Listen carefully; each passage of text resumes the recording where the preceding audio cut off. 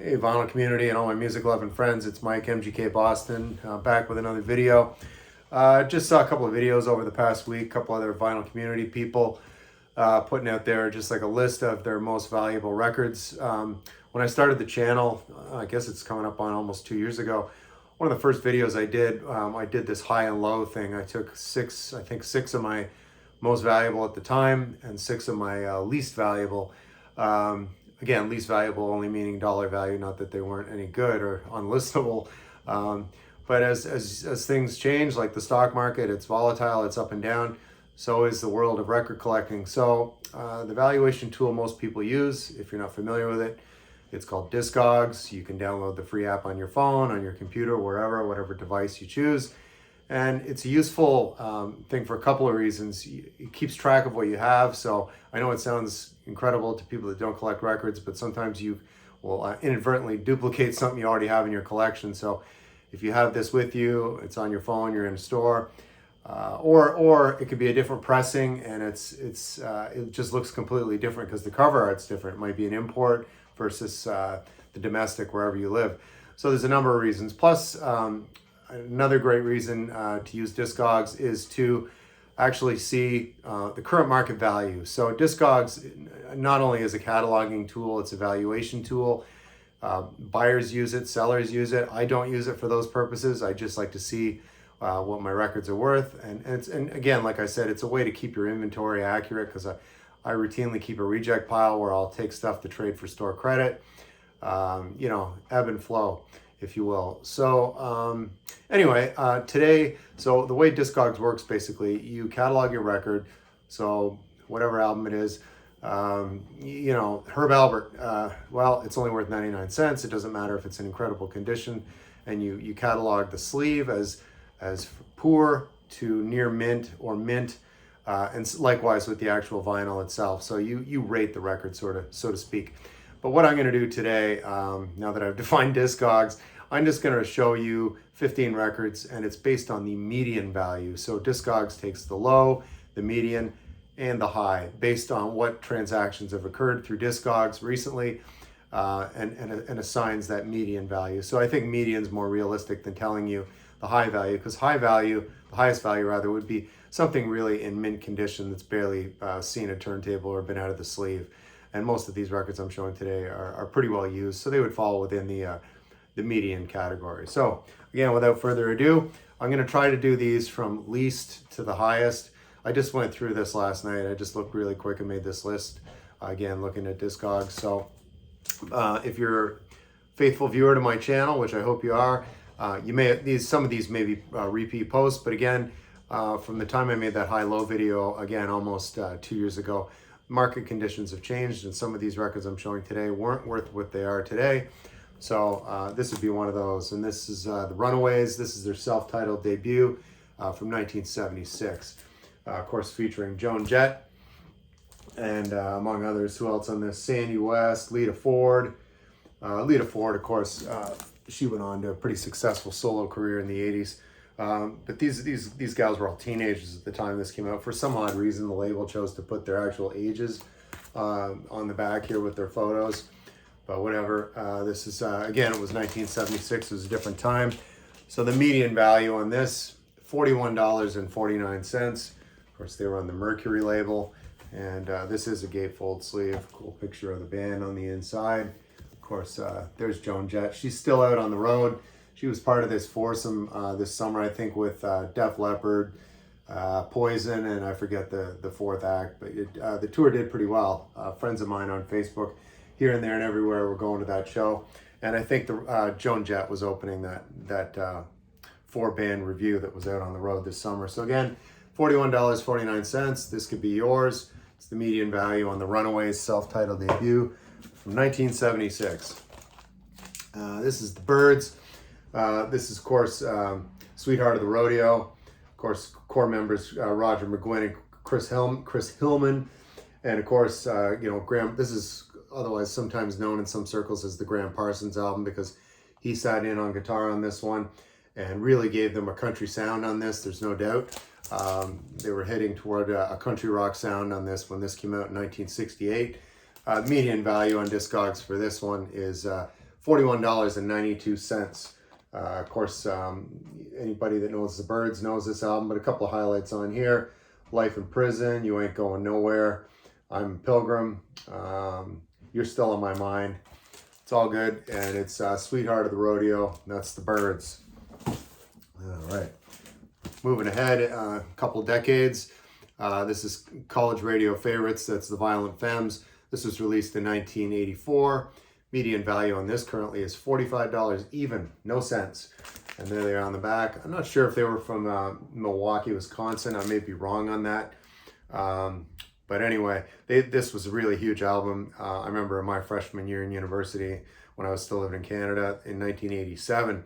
Of course, everybody, the big single on this, if you know the Violent Femmes, they're most well known for, and that's Blister in the Sun. But Prove My Love's a great single from this too. That's on, it kicks off side 2. There's some members of the band on the back. And what label were they on? They were on a label called Slash. That's a cool logo. I have a few albums with that label. It looks familiar. Yeah, nothing special on the inside. Of course, they're distributed by Warner Brothers. So that's the Violent Femmes debut, coming in at an even $45 for the median value on that. All right, this is Velvet Underground album. It's called Loaded. Originally released in 1970. This is a Canadian repress from 1984. You can see the year down there. Okay, and it was originally on Verve, distributed by Polygram. But even though this is a repress from years later, from the original release date in 70, this again, pressed in 84. This is a Canadian pressing of this. This is still coming in at an even $49. And it's a great album. At the time, I probably paid about $7 or $8 for this. I would have still been in high school. I Can't Stand It, Stephanie Says. Lisa Says, One of These Days, I'm Sticking With You. It's all good. There they are on the back. Yeah, just a wicked album. And yeah, it says it's a collection of previously unreleased recordings. I guess it must have been a compilation at the time. Sort of compilation. But anyway, pressed in 84. This Canadian press is coming in at $49. It's the Velvet Underground, Loaded. So this was a surprise to me. This is I grew up around near Ottawa, Ontario, and I went to university also in Ottawa, a school called Carleton at the time. And this was a local band. I think they were from Ottawa. They may have been Toronto, because this was on a label out of Toronto called Amok Records. But I seem to recall these guys playing a lot around Ottawa. This must be in high demand. Like I said, for whatever reason, it's just some Canadian indie rock. It's good. There's nothing wrong with it. This came out in 1987. This would have been my freshman year, like I said, at Carleton. So I must have heard this on the campus radio station, CKCU at the time. It's on Amok. It's called Race Me Home. It's a 4-song EP. And this coming in at $46.21 median value on this one. So I was really surprised. This was one that didn't come up when I did that high-low video a while back. So this is something that's ascended in value. And my copy here is, I'd say it's in very good plus condition at least. It's barely been played. But it's pleasant indie rock, like I said, and it's Présence Shade, Race Me Home, 4-song EP, 1987. Can't believe that. I must have paid $5 for that new when it came out. All right, totally shifting gears. Going back here to the 60s.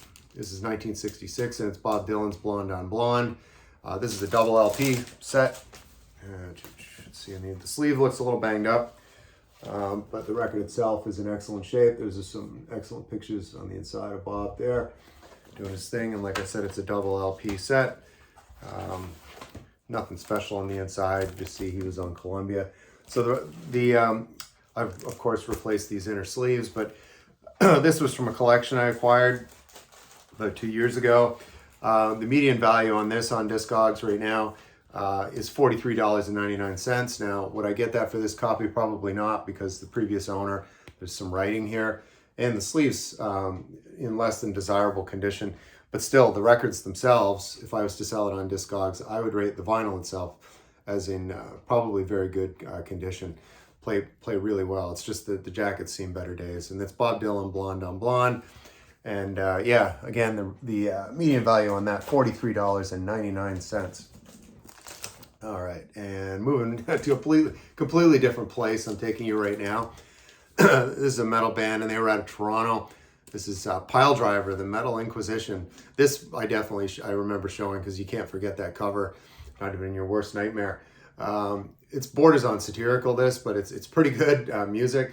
I bought this at the late great Record Peddler. It was a store in Toronto known for the hardest records to find.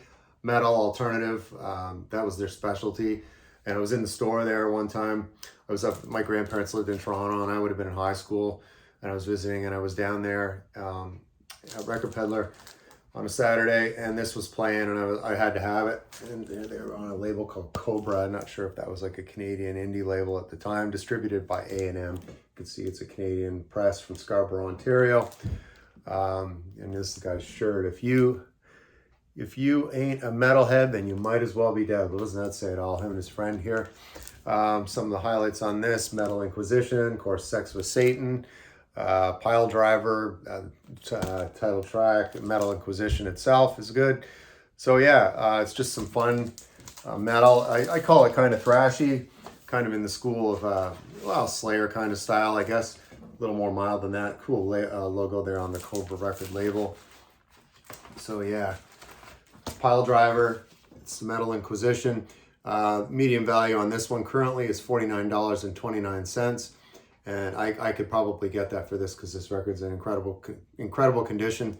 And again, the release date on this one, 1984. All right, sticking in the 80s here, it's Skinny Puppy Remission. Yeah, this was released in 84. Median value on this is $49.99. Seems to be a lot of $49 records in my collection when I'm doing this exercise.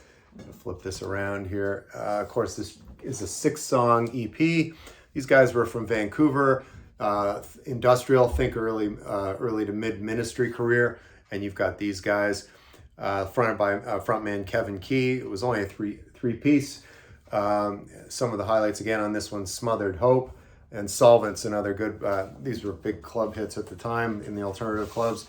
Nothing special on the inside here. You can see just the Network logo. Network was an independent label out of Vancouver, British Columbia. You can see the N on the top there in that aqua colored square. And yeah, so Skinny Puppy Remission. Yeah, again, medium value on that one. And this is also in excellent condition. $49.99. A lot of nines. All right, and speaking of Record Peddler, that store, you can see here I bought this Chameleons album. This is their third album. It's called Strange Times. This came out in 1986. And this is going for a median value of $51.25. I was in a store locally here where I live, and I was talking to this guy. And we were talking about Interpol, and he said, "Oh, I love Interpol. Do you know a band called the Chameleons?" I said, "Oh yeah, I know them really well. I have everything they did. I bought it at the time it came out." This guy was probably about 20 years younger than me, and he says, "Oh yeah, it's very expensive. Never see it out in the wild. They can order it online, but it's just a lot of money." I said, "Well, yeah, I know. Mine have really appreciated in value, because I bought them in high school. These were all brand new when I bought these, including this Chameleons album." So yeah, I did one of my early videos in the vinyl community. I did a 3 bands that meant a lot to me from the 80s, and that was one of them was the Chameleons. So you could look that up on my channel if you choose to do that. Of course, some of the highlights on this: Mad Jack kicks this off, and side 2, probably the band's biggest single of all time, a song called Swamp Thing, was big on alternative radio at the time, and college radio, of course, and really cool artwork on the cover here. Of course, frontman Mark Burgess, he's still out there doing it. I think his voice is kind of shot. Don't know if I'd pay the money to see them, but they're calling themselves Chameleons Vox now. I don't know if there was a licensing issue. One of the members passed on. I don't know if it was the drummer during COVID. But anyway, still out on the road as Chameleons Vox. So this one coming in at a cool $51.25 per Discogs. Median value on that, again, $51.25. That can be yours. Purchased again at the late great Record Peddler. A lot of great memories at that store. Met some real freaky people. All right, I know this doesn't sound like it. It's just AC/DC Back in Black, but This apparently is a press well pressing. So when you're on Discogs, you basically put in the alphanumeric. There's a number, a catalog number, I'll call it, and that's the way that Discogs can determine, was this pressed in New Zealand? Was it pressed in England? Is it from Germany? Is it from, you know, the United States? Well, Presswell was a factory. I had to look it up on Wikipedia, that existed in New Jersey. It's no longer, and they were known for doing some really, if it was pressed in that factory, it was some quality vinyl. So the other thing about this, you really probably can see it in the light here, it's embossed. So when you run your hands over it, you can feel it. So apparently that's adds to the uniqueness of this particular pressing, is that embossing on the cover. And it's, of course, you can see it's AC/DC back in black. I don't need to say much more about this that hasn't already been said. Everybody knows it, but it's great. I might have included this in my summer party album video compilation I did back in July. But it's a great party album, front to back, every track. And you know what? You love it. It's AC/DC and it's back in black. And the value on that one, a cool $60 even. Can you believe it? I know I can't, but there it is. Market doesn't lie. It's Skinny Puppy, Remission. Another one from these guys from Vancouver, BC. Again, I would have coupled the Skinny Puppy together, but I'm trying to go from lowest monetarily right down to the top of the, rather up to the top, so you can see the end here of my balance sheet. So this is Skinny Puppy, and the name on this one, yeah, of course, this is Bites. It's just called Bites, B-I-T-E-S. Release date on this one, 1985. Again, on the network label, you can see here, and distributed by Capitol. Let's take a look on the inside. I don't know if there's any. No, they weren't really known for, oh, this is kind of neat. There's sometimes these indie labels would include basically an order form if you wanted to order other artists that were on the label at the time. So, you know, the whole Skinny Puppy catalog is here. And again, like I said, there's those catalog numbers that you plug into Discogs to see. Those are examples of what a catalog number is. And yeah, you can buy, of course, you can buy t-shirts here too. And then, you know, there's a mail order price list for everything here. So yeah, wow. EPs, like the one I previously showed, Remission, $5 if you order direct from Network. That's their mail order catalog. So that's kind of neat. I would always keep anything that came like that. Advertising, I'm glad I did, even though, you know, it's 35 years ago. Time flies, but that's Skinny Puppy, and this is coming in at $61.22 for Skinny Puppy Bites. $61.22. I mean, wow. I'm gonna retire here. Maybe not quite. All right, Velvet Underground. They're coming in again. This is, of course, everybody knows this is, it's Velvet Underground and Nico. She sang with them on this, but this is known as the Andy Warhol album, as you can see right here. They're on the Verve label. This is a Japanese pressing from 1997, but even though it's not an original, this one's still coming in at an even $75. So it's, again, the Velvet Underground Warhol album. Okay, there's Nico right there. Model that sang with them. Beautiful gatefold sleeve. This record's in incredible condition, and it's a Japanese pressing too. So, you know, as the story goes, they do great work over there. It's nice, thick. This is probably 180 gram vinyl before that was a thing with all this record store day, blah, blah, blah. This is just 1997, like I said, and it's a Japanese pressing. And you can see, of course, there's the cool Verve logo. Record itself, I would call this near mint. Yeah, the sleeve, the whole package here, it's just like it came out of the store. And it's the Andy Warhol album, a cool $75. All right, almost at the end here of this great list. Feel a little pretentious doing this high value stuff. Maybe I'm gonna do a video next time of my lowest value stuff, just to mix it up a bit. Don't wanna come off as some kind of a snob here. New Order, Substance, double album, compilation of their work between basically the Breakup of Joy division, I think around 80, 81, and then New Order, again, formed out of the ashes of that. So, and it's, yeah, it doesn't open, it's not a gatefold. Very minimalist artwork, just like they were with Joy Division. You can see there's the tracks on there. Ceremony, Everything's Gone Green. Of course, Blue Monday, Thieves Like Us. This is just one of the records.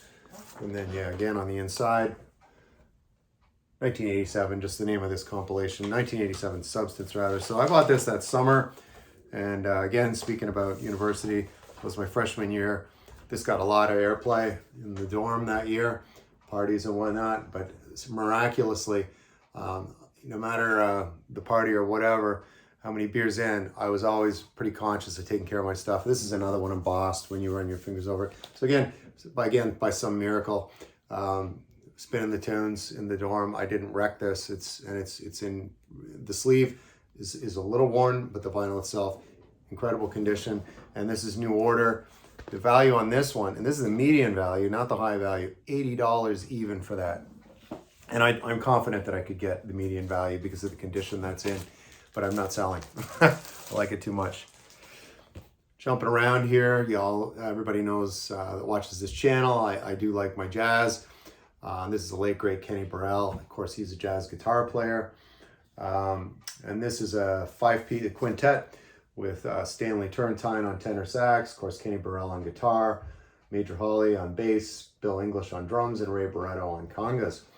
So there's 7 tracks on this. My favorite on this is Saturday Night Blues. You could look that song up. Of course, there's a story about how this album came together on the back. There is a bit of writing because this came from that same collection that I got a couple of years ago. Like I said, so previous owner has his name in the corner, but thankfully he wrote in black marker, so but the back here of the background color being black, it's not that noticeable. So I could probably get, and it's on Blue Note. And again, it's in really amazing condition. This is an original from 1963, original pressing. And the record, you see it's on Blue Note. It's just in great condition. I played this last night, and it sounds like it just came out of a store in 1963. The owner who I got that collection from was pretty fastidious. The sleeves were well used on his records, but you could tell he cleaned the vinyl regularly because they all played terrific. And again, this is the original on this one's 1963. Original year this came out rather, and the median value on this one, not just shy of $100, it's $99.92. Here we go again. Here we go again with all those nines, eh? And again, there it is on Blue Note, and you can see there's the catalog number there, 84123. Look that up on Discogs. Prove me wrong. Kenny Burrell, Midnight Blue. All right. Lastly, more from the Velvet Underground. This one is just a self-titled. I don't know if this is their second or third. This came out in 1969. Again, this was another one I got from that collection I acquired, so you can see the name on the front. But again, the sleeve's not that bad, considering this is an original pressing. It's an American pressing of this, 69 in stereo. Pull out the inside here.